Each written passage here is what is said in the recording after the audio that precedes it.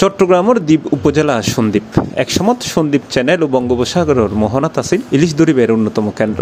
এখনো ইলিশ দৈত্য এইসব জায়গা কিন্তু ছুড়ি যায় জাইল, তবে আগের মতো ইলিশ নফাত তারা।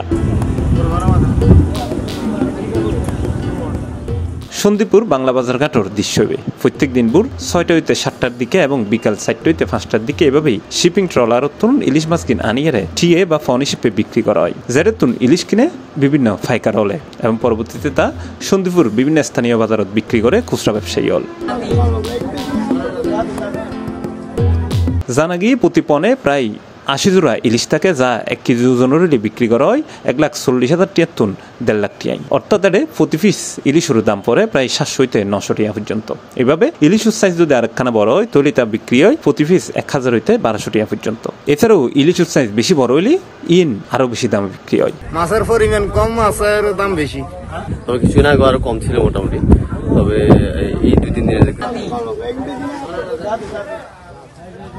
এইখান থেকে আর উদ্দেশ্য হচ্ছে জিনিসটা একদম ফ্রেশ জিনিসটা পাওয়া আর মানে অথেন্টিক জিনিসটা নিয়ে যাওয়া পরিবারের জন্য, এটুকুই আর কি।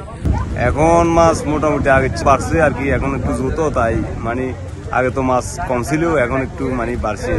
বাংলা বাজার ঘাট ছাড়াও সোয়াকুলি ঘাট, গাছতলি ঘাটও তো ইলিশের জু চলাকালীন সময়ে এরকম দৃশ্য দেখা যায়। তবে চিন্তার বিষয় নিজেরা জাইল এইসব ইলিশ সমুদ্র ধরে আনিল, তা বলতে গেলে সন্দীপুর স্থানীয় সাধারণ মানুষের নাগালের বাইরে। আসলে ইলিশের দাম বলতে গেলে কেনার মতো কোনো সামর্থ্য নাই, বিশেষ করে নিম্ন আয়ের মানুষ যারা, তাদের আসলে ইলিশ কেনার মতো সাধ্য নাই, প্রচুর দাম ইলিশের।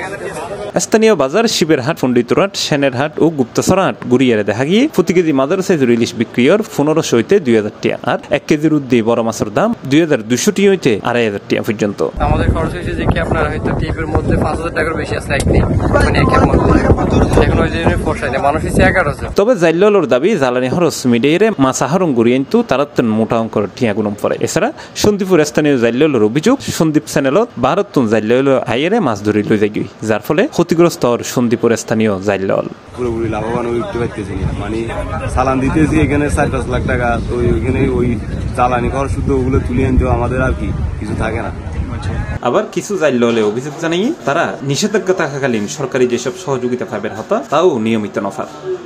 এই নিষেধাজ্ঞাটা আসলে কোনো কাজ করে না, কিন্তু আমাদের জন্য যারা মৎস্য শিকারী এদেরকে খুব খুব বেশি এফেক্ট করে। যেমন মৎস্য শিকারীরা লক্ষ লক্ষ টাকা লস আছে, আর এখানে তো সরকারি কোনো ইনভেস্ট নাই, সরকারি ব্যবসায়ীদেরকে কোনো সহযোগিতা করে না।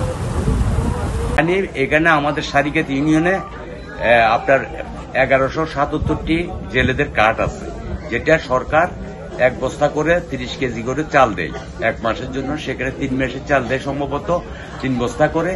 তো সেখানে 1177 জন যখন আপনি খোঁজ করবেন তখন জেলে পাবেন না। তবে উদ্বেগের বিষয় সন্দীপ চ্যানেল ও বঙ্গোপসাগরের মোহনাত প্রত্যেক বছর ইলিশ আহরণের পরিমাণ হমের। প্রথম আলোর এক প্রতিবেদনত দেখা গিয়ে গত বছর ইলিশের মৌসুমত আগের বারের তুলনায় অন্তত 400 মেট্রিক টন ইলিশ হম ধরা হয়েছে। বিশেষজ্ঞ হল উজানতুন নামিয়া ইউনে মিঠা পানির প্রবাহ এবং গতি প্রকৃতির পরিবর্তন, পরিবেশ দূষণ ও জলবায়ুর প্রভাবে সন্দীপ চ্যানেলত দিন দিন হমিয়াইয়ের ইলিশ।